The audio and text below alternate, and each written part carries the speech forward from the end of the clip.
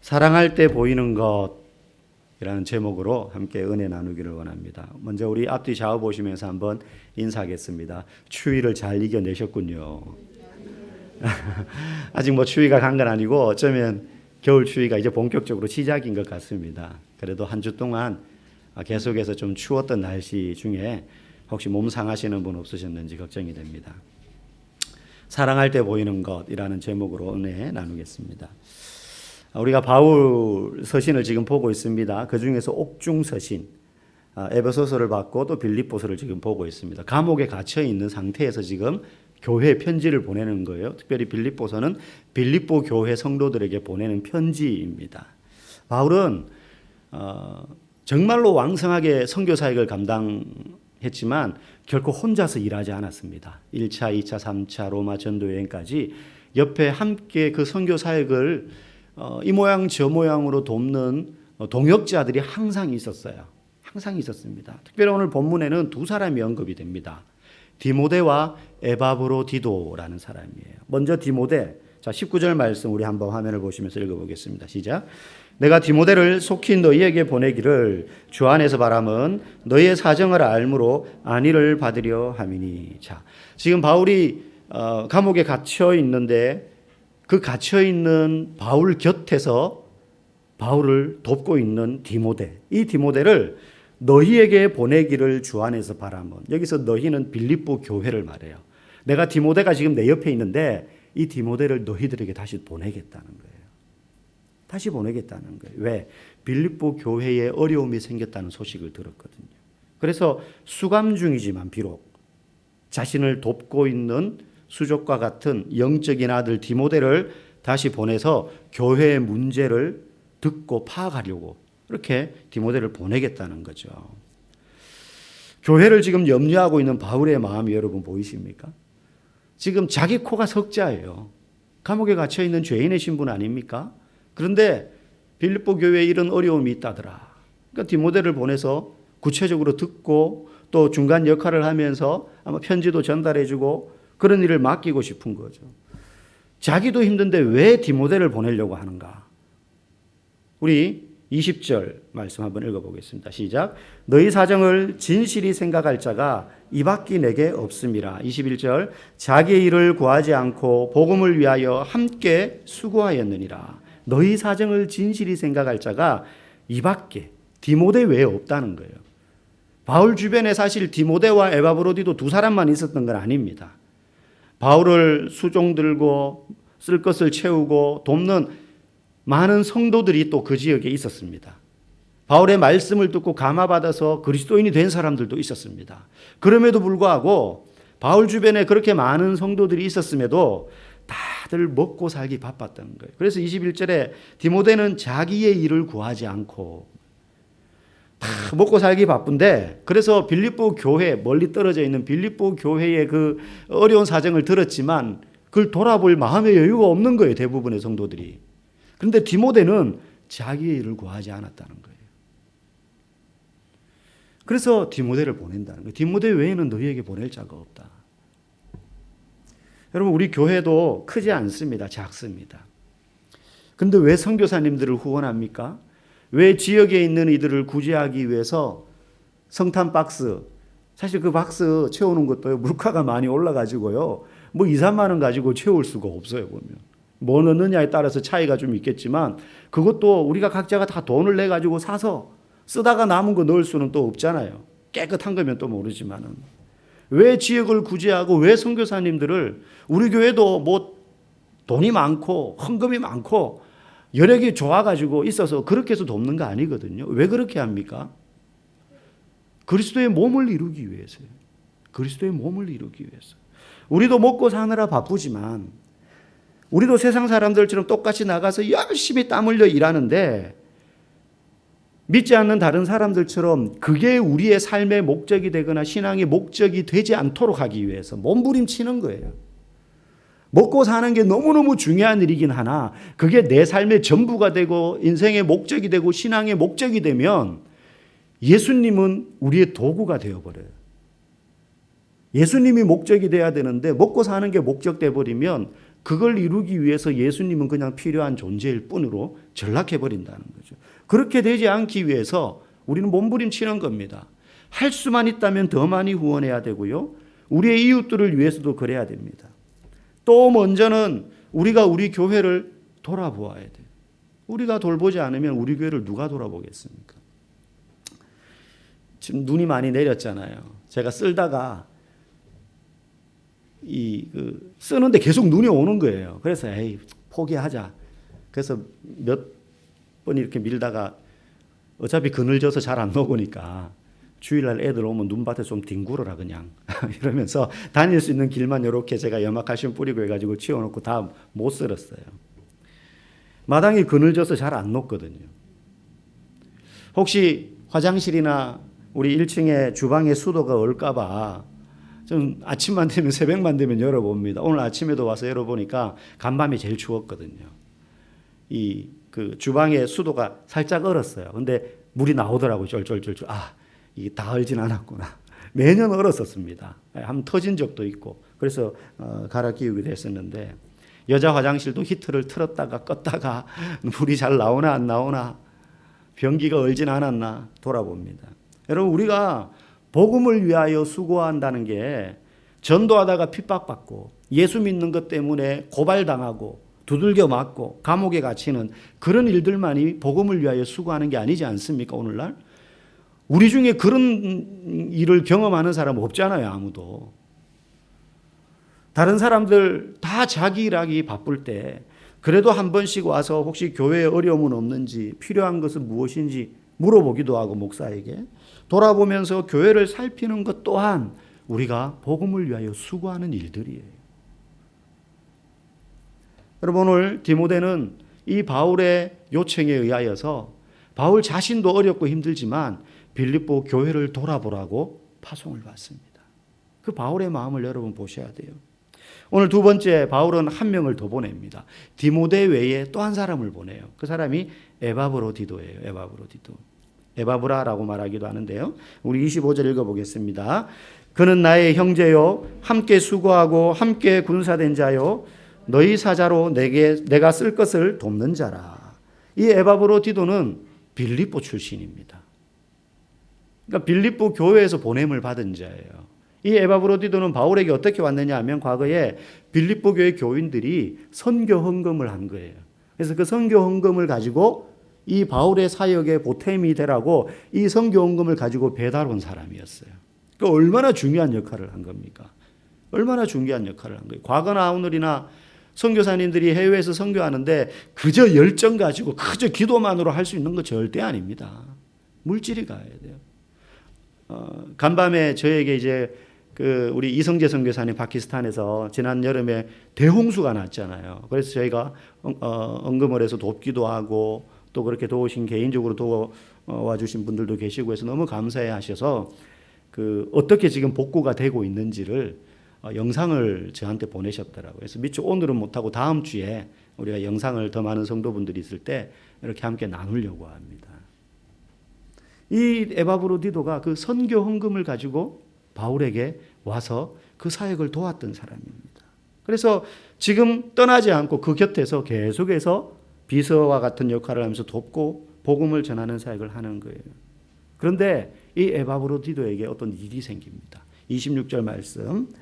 그가 너희 무리를 간절히 사모하고 자기가 병든 것을 너희가 들은 줄을 알고 심히 근심한지라. 여기 보니까 에바브로디도가 병에 걸렸어요. 자기가 병든 것을 너희가 들은 줄을 알고 심히 근심한지라. 여러분 우리가 이런 구절을 읽을 때 그냥 읽으시면 안 됩니다. 바울이 에바브로디도를 빌립보 교회 다시 돌려보냈구나. 그냥 그렇게 읽으면 안 돼요. 그러면 안 되고 바울의 이 교회를 향한 뜨거운 마음, 디모데와 에바브로디도의 이 눈물겨운 복음을 위한 헌신을 우리가 볼 수 있어야 돼요. 지금 에바브로디도는 빌립보 교회 파송을 받아서 바울의 사역을 돕기 위해서 왔는데 그렇게 사역을 하다가 몸에 병까지 걸린 거예요. 몸에 병을 얻었어요. 무슨 병인지는 구체적으로 성경에 나오지 않습니다. 그런데 지금 오히려 뭘 걱정하느냐? 빌립보 교회가 자기가 병들었다는 소식을 들었다는 사실을 이 에바브로가 알고 교회가 자기 때문에 염려할까 봐 또 근심하는 거예요. 교회가 자기가 병들었다는 소식 때문에 염려할까 봐 자기 몸보다 교회를 더 걱정하고 있습니다. 그런데 이 에바브라가 걸린 병의 정도가 어느 정도 심각했느냐? 뭐 감기, 몸살, 두통 이 정도가 아닙니다. 27절 말씀 읽어보겠습니다. 그가 병들어 죽게 되었으나 하나님이 그를 긍휼히 여기셨고 그뿐 아니라 또 나를 긍휼히 여기사 내 근심 위에 근심을 면하게 하셨느니라. 병들어 죽게 되었으나 죽을 만큼 지독한 병에 걸렸다는 거예요. 뭐 지금이야 의술이 발달해서 어쩌면 간단하게 고칠 수 있는 병일지도 모르겠지만 그 당시에는 그런 사회가 아니지 않습니까?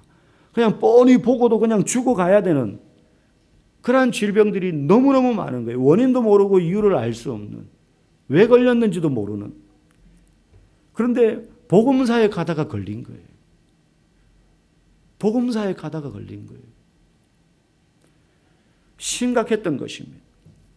여러분, 오늘날 저와 여러분들이 주의 일 하다가 죽을 만큼 힘든 경우 잘 없습니다. 먹고 사느라 힘든 거죠. 사실은 먹고 사느라 그것 때문에 힘듭니다. 이 에바브라는요, 사역하다가 죽을 병에 걸렸어요. 사역하다가 죽을 병에 걸렸어요. 예전에 제가 신학대학원 다닐 때 채플 때 이제 우리나라에서 내노라 하는 목사님들이 오셔가지고 이제 설교를 합니다. 평소에는 교수님들이 돌아가면서 하다가 일주일에 한두 번은 이제 특별 강사가 오세요. 그래서 하시고 또 개강 수련회 1년에 2번 할 때 1학기 2학기 할 때는 또 개강 수련회를 2박 3일 3박 4일 하면 이제 강사가 오셔가지고 계속 말씀을 전하는데 제가 기억에 남는 한 분이 계셨어요. 그분이 이제 자기가 심각한 병에 걸렸던 이야기를 하면서 그때 신대원 다닐 때 저 뒷산에 올라가가지고 막 소나무 뿌리 붙잡고 기도하면서 병이 나았다. 뭐 이런 이제 간증을 하시더라고요.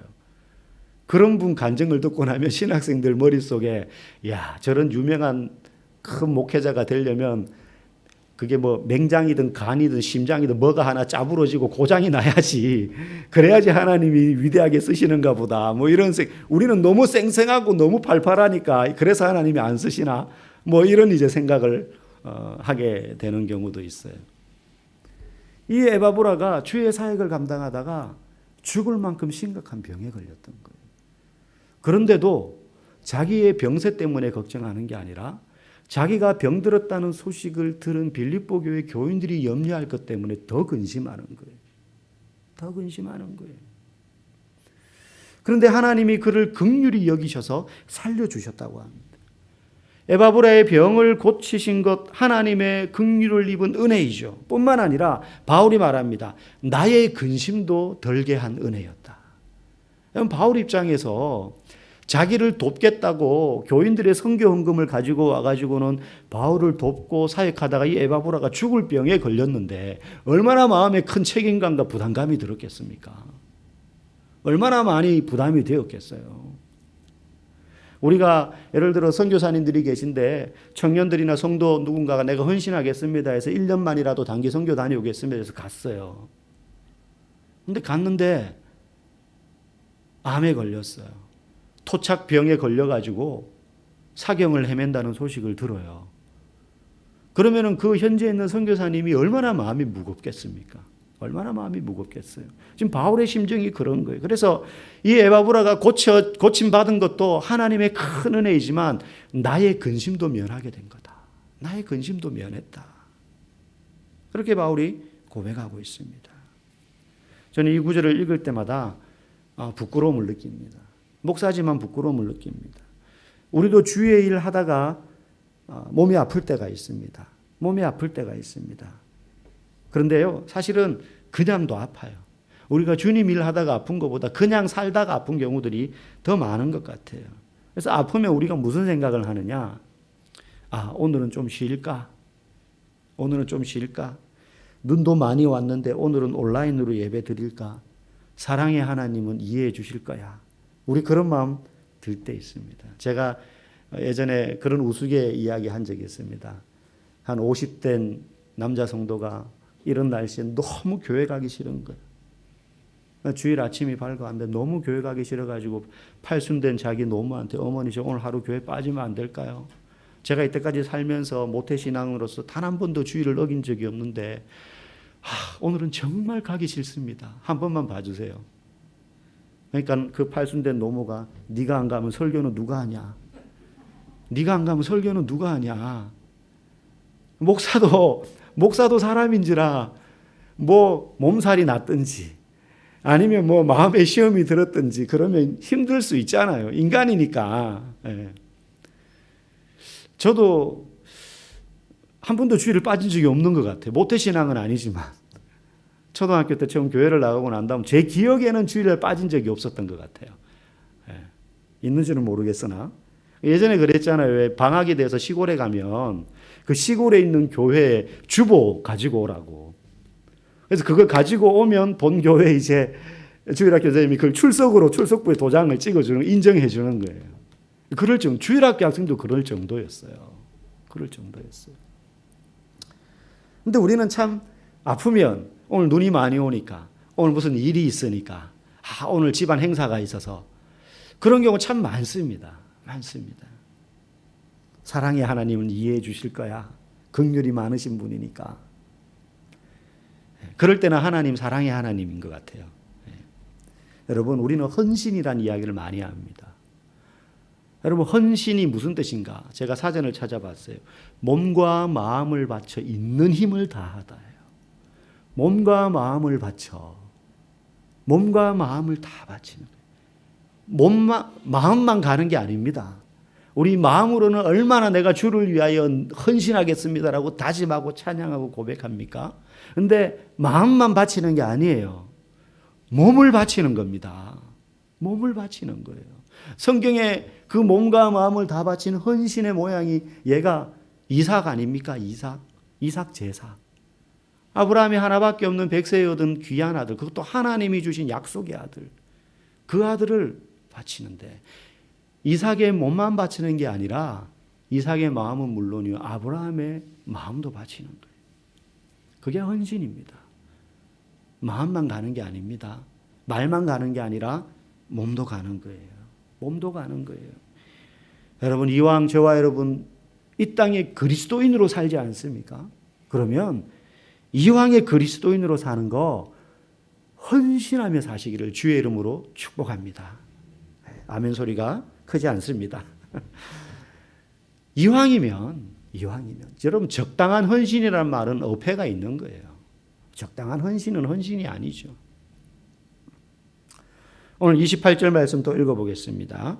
그러므로 내가 더욱 급히 그를 보낸 것은 너희로 그를 다시 보고 기뻐하게 하며 내 근심도 덜려 함이니라. 아마 빌립보 교인들이 이 에바브로디도가 병들었다는 소식을 들었을 때에는 이제 이미 그 사이에 병이 나았다는 건 못 들었던 것 같아요. 이제 지금처럼 뭐 전화로 알리고 이런 게 아니라 사람이 편지를 들고 가서 해야 소식이 전해지는 거니까. 그죠? 뭐 시차가 많이 있겠죠. 걸리겠죠. 몇 달씩. 그래서 나았지만 아직 빌립보 교회 교인들은 에바브로디도가 병들어 죽게 되었다는 그 소식만 알고 있으니까 얼마나 마음이 힘들겠습니까? 바울도 막 애가 타는 거에 빨리 이 기쁜 소식을 알려줘야 되는데 그래서 말합니다. 더욱 급히 그를 보내는 것. 내가 급하게 너희들에게 보냈으면 좋겠다. 왜? 그를 보고 너희들이 다시 기뻐하며 근심을 덜기를 위해서. 너희가 빨리 이 근심에서 벗어났으면 좋겠다. 그래서 바울은 급히 회복한 에바브라를 빌립보 교회에 보내고 싶은 거예요. 여러분 바울이라고 보내고 싶겠습니까? 얼마나 디모데와 에바브라가 자기의 사역에 큰 역할을 감당하겠습니까? 감옥에 갇혀서 이 활동이 자유롭지 못한 이 바울을 대신해서 손이 되고 발이 되어서 사역을 돕는 이 두 사람을 이런 이유로 빨리 보내고 싶은 거예요. 그만큼 바울의 마음속에는 교회를 향한 마음이 있는 거예요. 여러분 우리가 주의 일을 한다고 할 때 하나님 나라의 일을 감당할 때는 돈만 가지고 하는 것도 아니고요. 실력만 가지고 하는 것도 아닙니다. 바울은 자신도 힘든 상태지만 이 두 사람을 빌립보 교회에 다시 보냅니다. 여러분 이들이 이 일을 하게 되는 이유가 뭡니까? 보통 사람들은 내가 어떤 일을 시작하거나 어떤 계획이나 어떤 행동으로 옮기게 되는 가장 큰 이유는 이게 나에게 이익이 되는가예요. 내가 이걸 했을 때 돈이 생기냐? 내가 이걸 했을 때 사람들에게 인기와 명성을 얻을 수 있을까? 그게 무엇이든 내게 요만큼이라도 이익이 돼야 움직이지, 이익이 되지 않은 일은 하지 않으려고 합니다. 어지간해서는 안 합니다. 그런데 사랑하게 되면 이익을 뛰어넘게 돼요. 사랑하면 이익을 뛰어넘어 움직인다는 거예요. 이익을 위해서 움직이는 사람은 보지 못하는 것을 사랑하게 되면 보게 됩니다. 여러분, 바울이 오늘 이렇게 할 수 있는 이유가 어디에 있습니까? 여러분, 사랑하게 되면 헌신하게 되는 거예요. 사랑하면 이익으로 움직이는 사람이 보지 못하는 것을 보기 때문에 상식과 그리고 일반적인 생각의 범주를 넘어서서 행동하게 돼요. 그게 헌신이에요.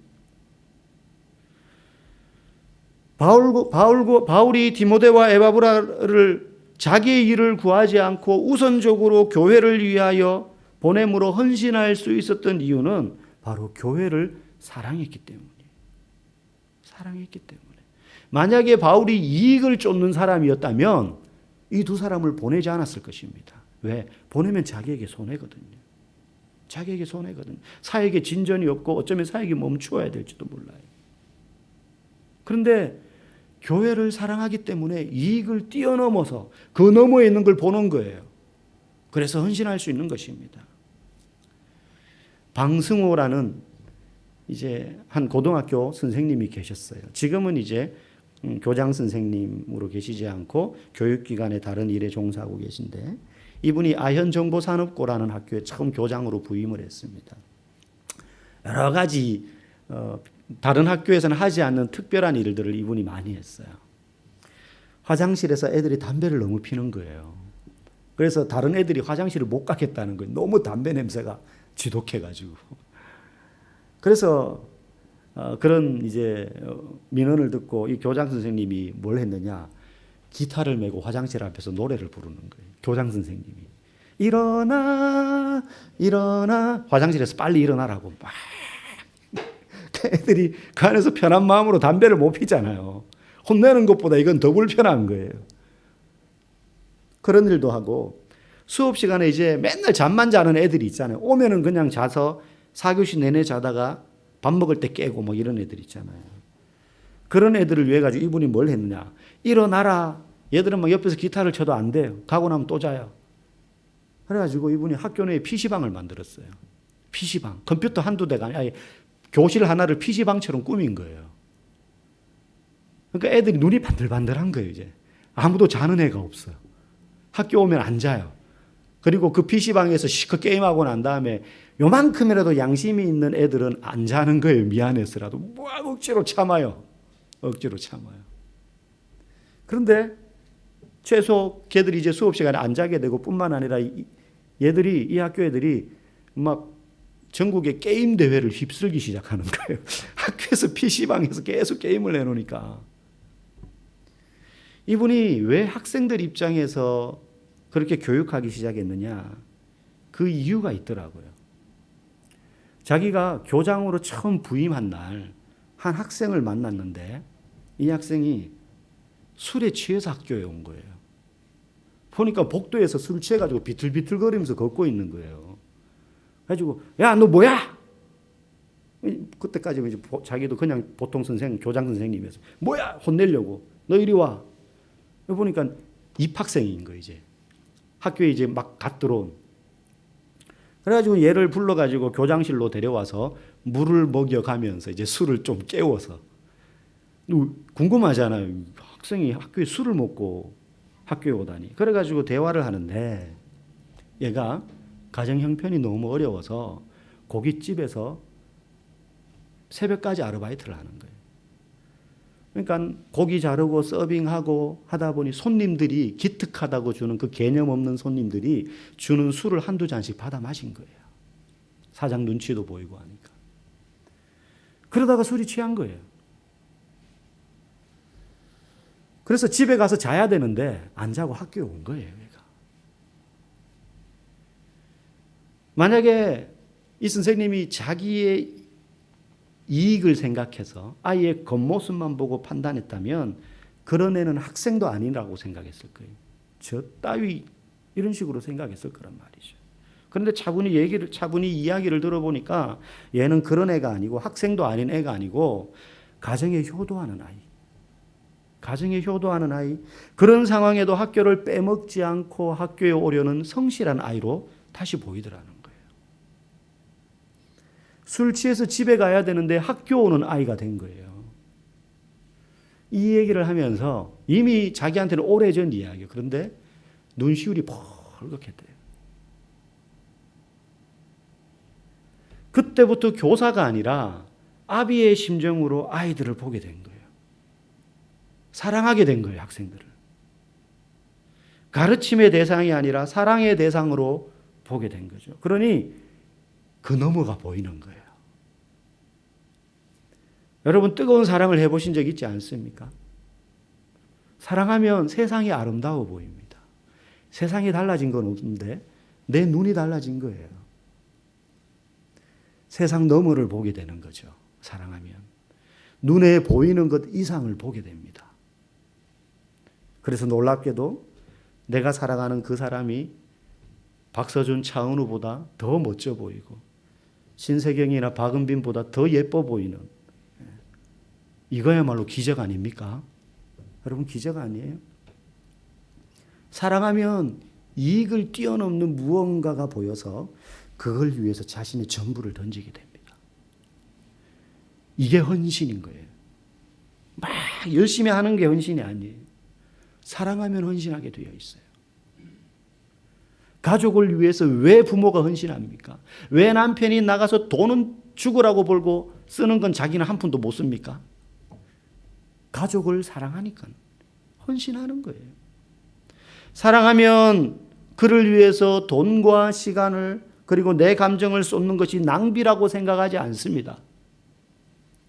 그렇게 쏟아붓고도 내게 이익이 되지 않는다 하여 불평하지 않고 오히려 자신의 헌신 때문에 상대가 기뻐하면 그걸로 만족스러운 거예요. 그걸로 만족스러운 거예요. 사랑할 때 이런 일이 생기고 사랑할 때 이런 게 보이는 거예요. 사랑하지 않으면 이게 보이지 않습니다. 여러분, 교회는 그리스도의 몸인 성도들이 모인 공동체입니다.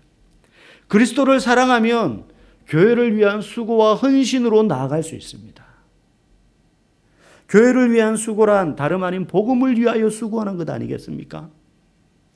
한 사람을 전도하기 위해서 우리의 시간과 감정을 쏟아부어야 됩니다. 여러분, 한 명의 영혼을 구원하기 위해서 여러분의 자존심을 내려놓고 여러분의 시간을 그를 위해서 쏟고 여러분의 물질을 그를 위하여 구별해 놓고 그의 마음의 염려를 들어주기 위하여 시간을 내어놓고 감정을 공유하면서 기도하고 손을 붙잡아주고 함께 있어주고 그가 알아주든 그렇지 않든 그것과 상관없이 그 영혼을 위해서 눈물 뿌려 기도하는 것, 그것이 복음을 위하여 수고하는 것인데 어떤 사람이 그렇게 헌신하느냐?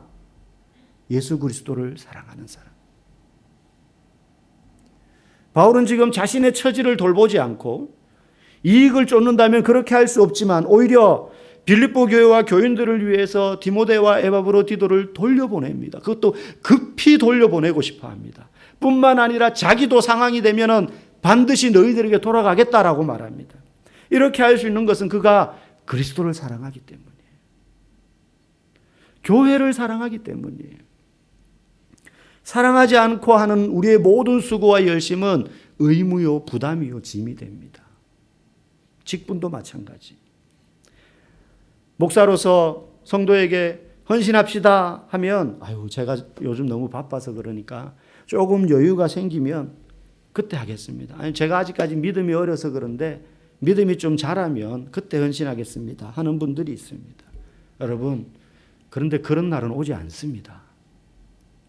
그런 날은 오지 않아요. 환경에 여유가 생기면 그런 날은 오지 않습니다. 여러분, 10년 전보다 여유가 생겼습니까? 1년 전보다 더 여유가 생겼습니까? 삶이 풍족해진다고 마음에 그런 여유가 생기는 것 아닙니다. 이스라엘 백성들이 언제 한번 하나님께 만족한 적이 있었습니까? 애굽의 노예로 살 때 자유를 주니까 목마르다고 불평하고 물을 주니까 배고프다고 하고 그래서 만나를 주니까 고기가 먹고 싶대요. 가나안 땅에 들어가서 살게 하니까 그들의 불평이 그쳤습니까? 지도자로서 사사를 세워주니까 사사로 성에 앉아서 왕을 세워달라고 또 불평하고 요구했습니다. 왕을 세워주니 나라를 둘로 쪼개버렸습니다. 그들은 만족하지 못했어요. 단 한 번도 환경과 여건이 갖추어져서 하나님께 감사한 적 없었습니다. 점점 좋은 환경 가운데 그들이 살았지만 한 번도 하나님 앞에서 불평을 그친 적이 없었어요. 그리고 순종한 적 없었어요. 왜? 하나님 아닌 환경으로 만족하려고 했기 때문에 그래요.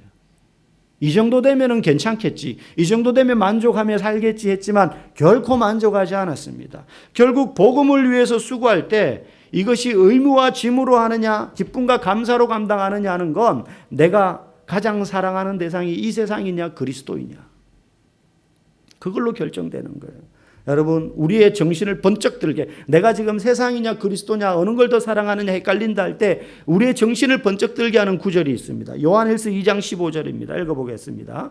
이 세상이나 세상에 있는 것들을 사랑하지 말라. 누구든지 세상을 사랑하면 아버지의 사랑이 그 안에 있지 아니하니. 세상을 사랑하면 아버지의 사랑이 그 사람 안에 없다는 거예요. 내가 지금 세상을 사랑하고 있다면 예수님의 사랑, 하나님의 사랑이 내 안에 없다는 겁니다. 이 세상의 것을 사랑하지 않아야 될 이유는 분명합니다. 그 다음 2장 16절입니다. 읽어보겠습니다. 이는 세상에 있는 모든 것이 육신의 정욕과 안목의 정욕과 이생의 자랑이니 다 아버지께로부터 온 것이 아니요 세상으로부터 온 것이라. 여러분, 우리의 만족은 돈이 아니라 하나님 나라를 임하게 하신 예수님으로부터 오는 것이고요. 우리가 바라는 진정한 성공은 세상이 아니라 죄와 사망의 권세에서부터 승리케 하신 예수님께로부터 받는 것입니다. 우리가 원하는 진정한 이 땅의 평안과 안전은요, 내가 주는 평안은 세상이 주는 것과 다르다라고 말씀하신 예수님만이 참된 평안과 안정을 우리에게 주실 수 있다는 것을 여러분 믿으시기 바랍니다. 이스라엘 백성들이 광야에서 목이 마를 때 구해야 했던 것은 물이 아니라 하나님이었어야 돼요. 배고플 때 그들이 찾았던 건 먹을 게 아니라 하나님이었어야 돼요. 우리도 필요할 때 구할 것은 그 자체가 아니라 그것을 주실 수 있는 하나님이 내 안에 더 풍성해지기를 구해야 되는 거예요. 고기가 아니라 그 고기를 주시는 하나님께 간절히 매달렸어야 돼요. 그래서 광야에서 그들이 뱀에 물려 죽어갈 때, 불뱀에 물려 죽어갈 때 하나님이 모세에게 지팡이 위에 놋을 녹여가지고 뱀의 형상을 만들어 놋뱀을 만들어서 달아라. 그리고 이스라엘 백성들에게 그것을 바라보는 자는 살게 될 것이다. 그 놋뱀이 예수 그리스도를 상징하는 모형 아닙니까? 너희들이 지금 봐야 될 건 고기도 아니고 만나도 아니고 사람도 아니고 예수님이다. 예수님이다. 오늘날 우리의 삶에 문제가 생겼을 때 구해야 되는 것도 문제 해결이 아니라 그 문제의 답이 되시는 예수님이어야 되는 줄 믿습니다. 예수님을 가장 사랑하면 문제 너머에 계신 그분이 보입니다. 문제 너머에 있는 그분이 보입니다. 이것이 사랑할 때 보이는 겁니다. 우리 모두가 그리스도를 사랑하되 가장 사랑하고 가장 원하고 가장 갈망하는 그런 성도들 다 되시기를 주님의 이름으로 간절히 소망합니다.